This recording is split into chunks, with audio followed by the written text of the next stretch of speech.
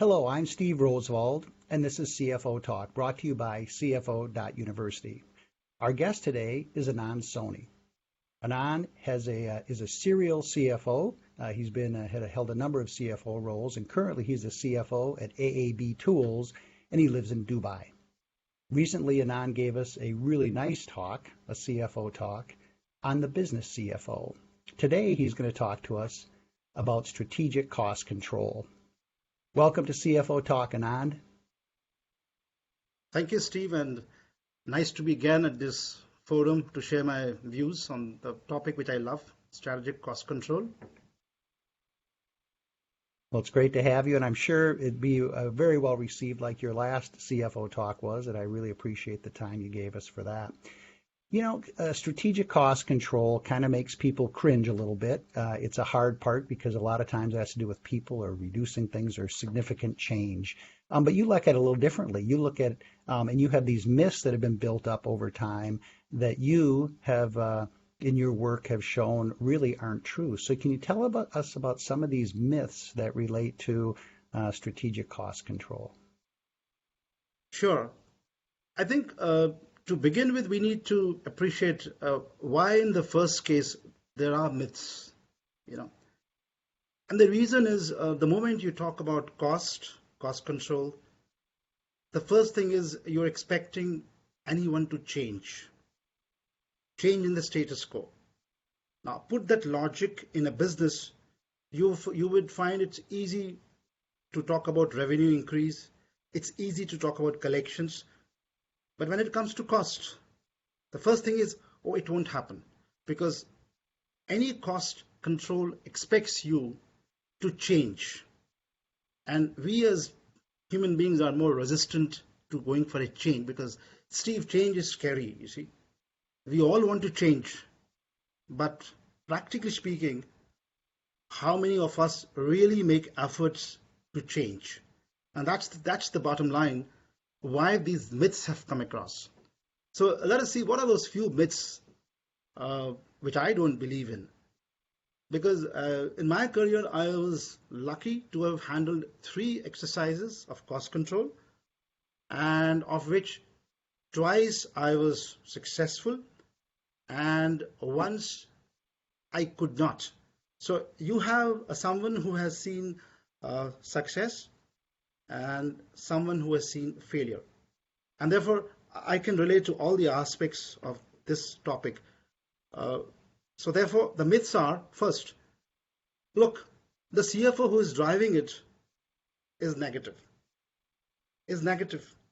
Because, the only reason he's talking about cost is because he doesn't want the company to grow. He wants to block the progress. Or else, look, cost control is a concept. These are all concepts, Steve, people will say are good for your books, right? The third of the myth can be, look, the moment you talk about cost control, people will get demotivated. Operations will get hurt. But these myths I don't buy for the very simple reason, if you are prepared to have a mindset change, a paradigm shift in your mindset, and have the will and the persistence to pursue these objectives, you can succeed. And the beauty is, in spite of knowing all these things, this exercise still, even today, is considered to be the most difficult one and the most unpleasant one, because people are not willing to come out of and say, look, hey, these myths are not there. Well, those are some really, the things you captured are really true about the cost control is seen as kind of a last resort. Everyone wants to build revenue. Nobody wants to control costs. Yet I think you also noticed that, mentioned in your articles, for every dollar saved, it's a dollar earned. So there still is benefits, although it's got that mystique about it, that it's no fun. It has to do with people. But it's still important. So I think that's, and your myths were very, very interesting. So thank you for sharing that. In your articles and your presentations that you've done on this, you mentioned how important mindset and paradigm shifts are. Tell me how that, how you see that fitting in to the whole change management related to a strategic cost initiative. As I said, the purpose of mindset is It is not a one-man exercise. You cannot succeed as a cost control champion if the team is not with you. So who are those stakeholders? You have the people who are working with you, working under you, and then you have the ownership. Now, when I've spoken about mindset change or paradigm shift in my article and in my presentation, I'm driving more of the people who have a role to play to influence your cost control efforts. Now, who are those people? Mainly your stakeholders, your ownership. Now, as a CFO, your biggest challenge is to see that the mindset of those stakeholders get changed. And trust me, Steve, it's easier said than done.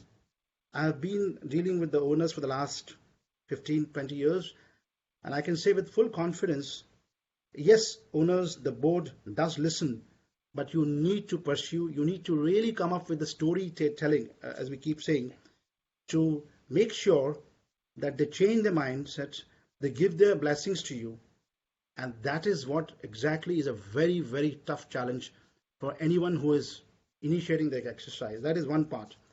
The other part of mindset change is the people whom you want to be a part of this exercise. And as I said, one of the things is change. People resist change. Now, how do you convince the people that this change is required for you?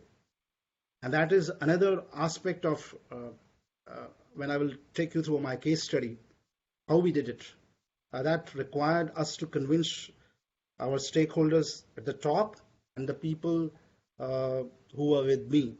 So there's a two-way mindset change, two-way paradigm shift, and easier said than done. Yeah, I didn't think of it that way, that there really is two different audiences. There's the ownership and the board, and then there's the people who have to implement the change. And although the storyline, I guess, has a thread, it's the same, but what's important to each of those constituencies could be quite a bit different. So the storytelling, as you mentioned, the being able to share the vision in a way that will get people to change. I can see where that's really important. One of the things I think, and you mentioned this in the myths, and there may be a little reality to it, but getting crossing it and making it a myth is really hard. Is in strategic cost control, how do you make people feel comfortable, the people that are implementing the change, that they're going to have a good job at the end? It's going to be better for them. Those things that I'm really curious to hear how, as you go through the example, you'll be talking of that. You'd mentioned also some, you called it the term false economies. And I don't know if you want Yes, to touch on that piece now, where it was interesting to me the way you described the term false economies related to, true. strategic cost Right. control. You see, what happens is, where do we begin? I mean, when it comes to cost control, the bottom line is that you need to trim down your fat. You need to reduce your fat, but don't get into cutting into bones and muscles. Now, what does it really mean? Yes, you have overheads, you can bring down the cost. That is what I call it, bringing down, trimming or fat. But what people actually end up doing it when you go on the path of this exercise is you go 10 steps more and you literally take those actions which on the face of it you may find that yes, you have brought in some sort of economy in the budget, a false word as a prefix. And you may say, look, I have saved so many dollars. But the fact is, you have actually lost, you have actually hit your business. Now, let me give you an example from what I have seen. Many of the businesses, let's say a company has got, say, 5 different businesses. You have construction, contracting, trading, refinery, services. And there could be a decision that, look, instead of having a qualified professional to manage these companies at the finance end, well, let's live with the accountant because anyway, they were doing a great job. And let's save some money. The thing is, yes, you might save some money, but if you're having 5 businesses, 5 different diversified businesses, you need a professional to handle it.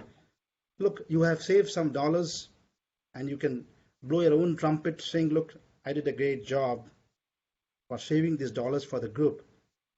But my friend, you have actually lost, because this is what exactly, you may feel you have saved something, but you have hit and cut into the bones and the muscles. And that is the term I've is what is known as false economy, which we should not try to follow. No, I think that's a really good concept.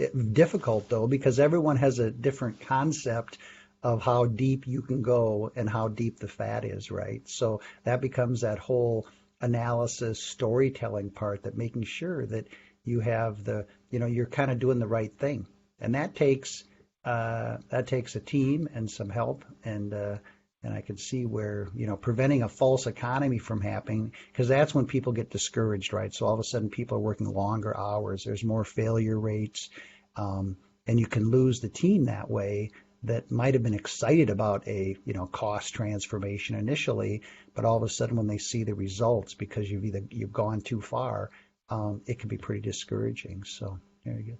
Well, I I'm just want to add anxious to one. hear. Yeah, go ahead. I just want to add one point on the storytelling, which we discussed about a few minutes back. And I was mentioning about the two audience when it comes to mindset change. Yes, storytelling is a very key tool, but the storytelling, what you do with your first owners, stakeholder, is entirely different than what storytelling you will be doing with your employees, your people who are working. So, as a cost control champion, you need to be in the position to appreciate the difference in storytelling with one set of crowd and another set of crowd. Otherwise, you will completely end up with a big mess. Yeah, yeah. I think that the general idea is exactly the same, but the way people need to accept it or need to learn about it is different, right? So the actions are going to be the same, but the way people are involved in it and kind of their roles in either approving it or executing on it, that's part of the whole teaching process that has to go through with the storytelling that you're talking about. Very interesting. Practical processes beyond, practical things to achieve, strategic cost control. Do you want to talk about a few of those, and then we'll get into the example that you mentioned Yeah, that I can't wait to hear about. right. Uh, See, once a decision is made that, look, as a group, you are going to go for a cost control exercise. Couple of things you need to start a gift straight away. Engage with people, communicate with them. There would be people who won't be agreeing to what you're saying. You can't make everyone happy. It's an unpleasant exercise. It's a tough call. So, yes, to an extent, you can convince the people do that. Cost control is generally a one-off exercise. So, as you go through, as you complete, you need to keep monitoring it. You need to keep reviewing it also. And now these are few things which, once a decision is taken, and then you create a core team, have champions involved, and then keep monitoring it. And as it's a one-off exercise, it does take time. It does take time. From the time you script your plan and you execute, you may end up with maybe 4 or 5 months. So that is how a blueprint is once you make a decision to implement a strategic cost control. You take one before we get into the example. You have three examples that you've used, or that you've actually been through yourself. What inspired? Is there any common thread that inspired that strategic exercise? Either a board change, poor performance from a financial standpoint. Is there any common thread you can to recognize? Hey, this is time that we need to do a strategic cost review. Well, a couple of things. Yes, the financial performance obviously was the main reason. That's one. Two, I love challenges. So when the discussion happened, I felt I will do it. I will do it. So, as I said, both these reasons work together: the financial performance, my willingness to take the challenge, and then the support of the board. Because even if financially you require a cost control, But if you as a champion, as a team leader, is not confident of delivering the results, Steve, it won't work. It just won't work. So all these three uh, benchmarks have to be met for you to get inspired, as you use the word, to do the cost control. Good. Well, take us through an example. I'm really curious to hear how you kind of led your team, through a strategic cost control exercise. Excellent. Excellent. Uh, Let me just a little bit mention about what the group business was. The group was typically into manufacturing, contracting, trading, the three main verticals. And we used to have batching plants, the manufacturing batching plants in a lot many places in Middle East. And yeah, the business was tough. So I just go back to what you asked me, what inspired. Yes, the financial performance was challenging. So I clearly remember it was November, and we were giving the business plan for the next year to our board. So as the group CFO, I was representing, giving the presentation actually. Then we had our CEO, and then we had the GMs of various units. A pretty good crowd, 20 people, including the board members. So the presentation started around 9 o'clock and should have finished by 4 p.m. It's a big meeting for the next year business plan. But you would be surprised that 40 minutes in the meeting and the chairman tells me, stop it. So the reason was, he said, look, if you're going to show me a net loss for the next year, regardless your reasons, revenue challenge, collections challenge, bad market, tough challenging situation, I know all of them. I know all of them. Anand, why do I need you? Then he put his finger to the CEO and the other people. Why do I need any one of you? If I have people who are going to give me a net loss, I don't need any one of you. The meeting ended, but the message was clear. We are compelled, we were forced to go back, and we were compelled. So if we were not compelled, I don't know whether we would have been successful. So here's the story. We went back, the core team thought through, we went through each and every item of the profit and loss account, and then we started doing what we should do. Now, here were the specific actions we took. As you know, in such exercises, the easiest part is to look at the employment cost, because you can always say we don't want performers. So yes, the first exercise was towards the employment cost. People who were not performing were asked to leave. There was a couple of functions we merged together to get efficiencies. Some of the people, we brought the concept of bringing them as a central team. Some of the people were asked to go on a forced leave. So we could achieve some good savings out of it. The next was looking at the administration cost, which could have your lease rentals, your accommodation costs, your other overheads. We did that. Now, if you look at, most of the people will definitely do the employment cost and the administration cost. Now, what we did two different things. We also went into the value engineering at the cost of goods sold level. Now, this is very interesting, because normally as a finance professional, as a CFO, if you tell me how would you reduce the cost of goods sold, which has raw materials in a manufacturing company, I will be clueless. I will be clueless simply because I'm not a technical person. So I won't be knowing what is a manufacturing mix of the product.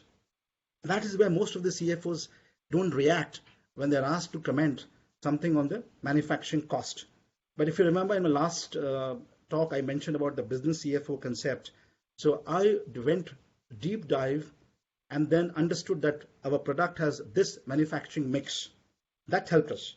Therefore, we could achieve some sort of cost material substitution, save the cost there. We renegotiated our payment terms with the suppliers. We entered into sole supply agreement from various of our manufacturers. And can you believe, at the cost of goods sold, not the overheads, we could achieve significant cost saving. This is something most of the people don't do it for the reasons I mentioned you. And the other was operation cost, like cost on, we could save a lot of money on diesel optimization by managing our batching plants well, generators removal or having shift changes. So the point I'm saying is out of the four elements of employment cost, administration cost, most of the people do it. But the beauty is how do you handle your operational cost? How do you save at the cost of goods sold level? And if you do those two aspects well, you are more likely to win than to lose. And That as I is said, really a great it involved, example. Yeah. it involved a lot of convincing people. That was the part. It is not as simple as I explained to you. A lot of convincing people. There were a lot of disgruntled people, but we had to do this. We were compelled. So the learning Well, I think was, it's really if you were interesting. compelled, you will do Yeah. it. Well, what's really interesting is the whole focus. It isn't so. Yeah, we talk about employment and those numbers, but going after the cost of goods sold, increasing your margin by reducing your cost of sales. That's really an important part of a cost control exercise, and it's an easy place for people to get around, right? It's easy to rally around that. So you really take the whole. You're looking at the whole P&L. You're looking at all the cost structure. I don't know how much you looked at in capital investment and things like that to save money, but as far as the P&L, you're just ripping through the whole P&L. And where I think the interesting potential comes in the operations side, where reducing the cost of goods sold, because most people do. They look at SG&A. You think of a cost control exercise, and that's the first place you look. So what a great True, example, true. and I think it Yeah, really true. it shows the breadth, and you have to be what as you could term it, a business CFO to do that. You have to be familiar enough with the operations that you can look into those other areas with confidence that you can actually make a difference when you go in there. And of course, that takes a lot of teamwork too. So, the operations folks, you need to have a good relationship with them to have them help you with that whole exercise. So I think you've really made up some really interesting points on teamwork, the broad look, where you have to position yourself as a CFO to be taken seriously. You have to be in all aspects of the business. You have to be that business CFO. So that's really interesting. When in closing, why do these fail? Why do these significant strategic cost control exercises fail? Yeah, that's something which I really love answering because having seen two success stories, one failed story, I really know why it fails. Two things. First, the support of the board, the ownership is extremely critical. And that has to be right from the time you get the go ahead to implement the exercise, and then whenever in the process you need the approvals. That is one part. The other thing which I have seen in my experience is even if you get the approval from the ownership, the patience level is pretty limited. The expectation is, look, we have given you the approval to go ahead. Where are the results? Now, a business CFO has to have the confidence and the courage to go and tell the board and the ownership, look, you gave me the approval to execute this most unpleasant and the difficult exercise, but have patience for the results. So if you don't have the patience, it will fail. That's second. The other reasons why cost control fail is because it's generally a one-off exercise. You can't have fits. You can't stop, start, stop, start. If you start it, you got to finish it. And many of the times the objectives are not clear, so it leads to a failure. Sometimes the focus completely is missing. And the most important reason why it fails is, which I started the discussion, somewhere in the process you lose persistence, you start losing willpower, you start getting into the negative mindset. Look, you don't know, you don't want to work hard, you have lost your perseverance, and you just don't want to persist. We faced it in our success story. We felt at times we were not in the position to convince the people, but we persisted and we succeeded. So these are the 4 or 5 broad points which they are not textbook concepts. Those are practical things. Easier again, as I said, for someone to listen, but one was gone deep dive. probably will appreciate exactly where I'm coming from. Well, that's a great message. That's you can tell you're an expert. You've done this a number of times. You've spoken on it. You present it in papers, and we really appreciate that you would share that with us today. I'm Steve Rosvold. This is CFO Talk, presented by CFO University. Thank you, Anand, for spending this morning with us and sharing your insight on strategic cost control. Thank you so much, Steve, for your time and giving me this opportunity to come here and speak about. Thank you so much. Well, have a great day and thank our audience for joining us. And you can share with Anand or myself any kind of thoughts you have on this. You can find us on LinkedIn, both of us, and we'll look forward to hearing from you. Have a great day. Thank you so much.